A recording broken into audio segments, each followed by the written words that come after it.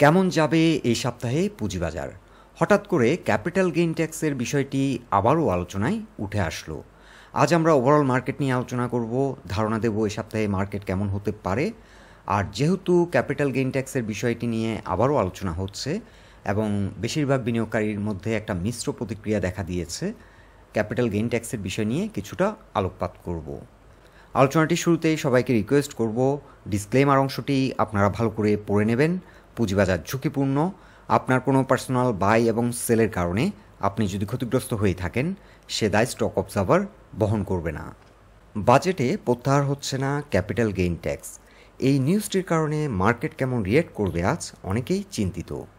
বাংলাদেশের পুঁজিবাজার retail dominated একটি market. 70 থেকে 80% রিটেল ইনভেস্টর এই মার্কেটে। আর ক্যাপিটাল গেইন ট্যাক্স রিটেল ইনভেস্টরদের তেমন এফেক্টেড করছে না। এই নিয়ে রিটেল ইনভেস্টরদের মাথা ব্যথার কারণ নেই। মাথা ব্যথার কারণ থাকতে পারে ইনস্টিটিউশনাল ইনভেস্টরদের। গত এক দশকেরও বেশি সময় ধরে ইনস্টিটিউশনাল ইনভেস্টররা এই মার্কেটে ক্যাপিটাল গেইন ট্যাক্স না দিয়েই বিজনেস করছে। আর এই ফ্যাসিলিটি তারা ইটার্নিটি ভোগ করবে এমন মনোভাব থাকা উচিত নয়, বরং তাদের থ্যাঙ্কফুল থাকা উচিত গত কয়েক দশক ধরে ক্যাপিটাল গেইন ট্যাক্স না দিয়েই তারা বিজনেস করছে। পৃথিবীর প্রায় প্রতিটা মার্কেটেই ইনভেস্টররা ক্যাপিটাল গেইন ট্যাক্স দিয়েই বিজনেস করছে, মার্কেটও ভালো পারফর্ম করছে, আর ইনভেস্টররা ইনভেস্টমেন্টের এগেনস্টে ভালো রিটার্নও পাচ্ছে।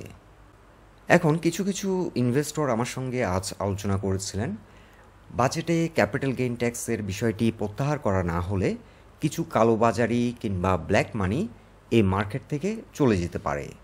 আমি ব্যক্তিগতভাবে মনে করি এই ধরনের কালোবাজারি কিংবা ব্ল্যাক মানি সিজনাল পাখির মতো এই মার্কেটকে নষ্ট করতেই আসে।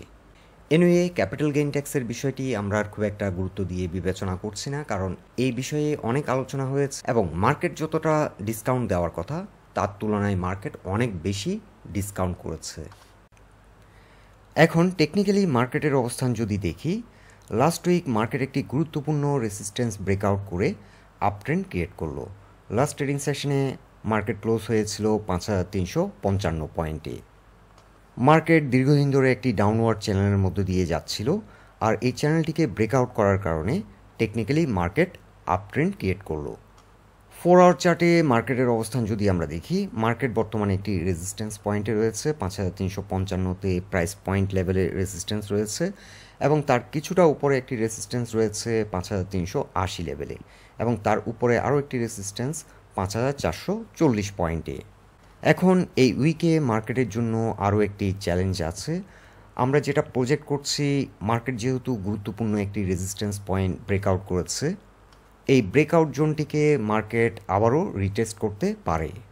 আর মার্কেটের জন্য এখন গুরুত্বপূর্ণ সাপোর্ট পয়েন্ট হচ্ছে 5310 থেকে 5280। এই সপ্তাহে মার্কেট যদি রিটেস্ট করে এবং রিটেস্ট করে সাকসেসফুলি যদি এখান থেকে ইউটার্ন নেয়, সেক্ষেত্রে মার্কেটের ফার্স্ট টার্গেট হবে 5730। এখানে এসে কিছুটা রেজিস্ট্যান্স ফেস করবে। এই সময় এই জোনটিতে কিছুটা ভলিউম হয়েছিল। এখন আমরা আশা করছি মার্কেট যদি রিটেস্ট করে ইউটার্ন নেয়, গ্র্যাজুয়ালি ভলিউম বৃদ্ধি পাবে আর এই রেজিস্ট্যান্স পয়েন্টটিকে ব্রেকআউট করে মার্কেট সামনের দিকে এগিয়ে যাবে। তবে মার্কেট কিছুটা ডিফিকাল্টিস ফেস করবে 6060 থেকে 6400 এই জোনটিতে। এই জোনটিতে একসময়ে হিউজ ভলিউমে ট্রেড হয়েছিল। যেহেতু 6100 থেকে 6400 এই জোনটিতে একসময় হিউজ ভলিউমে লেনদেন হয়েছিল, মার্কেটের জন্য এটি হবে একটি স্ট্রং রেজিস্ট্যান্স জোন। আপাতত আমরা ফার্স্ট টার্গেট সেট করছি 5730 এবং আমাদের সেকেন্ড টার্গেট হবে 6450। সো মার্কেট নিয়ে এখন খুব বেশি ওরিড হওয়ার মতো কিছু নেই। মার্কেট বর্তমানে যে প্যাটার্নটি ফলো করছে, যে প্যাটার্নটি ক্রিয়েট করছে, এটি একটি বুলিশ প্যাটার্ন, আর অলরেডি মার্কেটে একটা বড় ধরনের পতন হয়েছে। এছাড়া ওভারঅল মার্কেটের অবস্থান যদি আমরা দেখি, গত সপ্তাহে কিছু ব্লু চিপ কোম্পানি এবং কিছু বড় মূলধনী কোম্পানির ভালো প্রাইস অ্যাকশনের মাধ্যমে মার্কেট কিন্তু পজিটিভ হয়েছে এবং মার্কেটে কিছুটা ভলিউম বৃদ্ধি পাচ্ছে এবং সাথে মার্কেট কিছুটা গতি ফিরে পাচ্ছে। আমরা যেটা প্রজেক্ট করছি, মার্কেটে বড় মূলধনী কোম্পানিগুলোর পজিটিভ প্রাইস অ্যাকশনের মাধ্যমে ইনভেস্টরদের মধ্যে কনফিডেন্স ফিরে আসবে এবং ধীরে ধীরে স্মার্ট মানি সক্রিয় হবে। এখন আমরা এই সপ্তাহে যেটা আশা করছি, মার্কেট টার্নওভার আরও বৃদ্ধি পাবে এবং বিভিন্ন স্টকগুলো পারফরমেন্সের ধারাবাহিকতায় ফিরবে। বন্ধুরা, এটাই ছিল মার্কেট নিয়ে আমাদের আজকের অবজারভেশন। আলোচনাটি যদি আপনাদের ভালো লেগে থাকে অবশ্যই পোস্টটিকে লাইক দিন। আমাদের সাথে থাকার জন্য আপনাদের অসংখ্য ধন্যবাদ।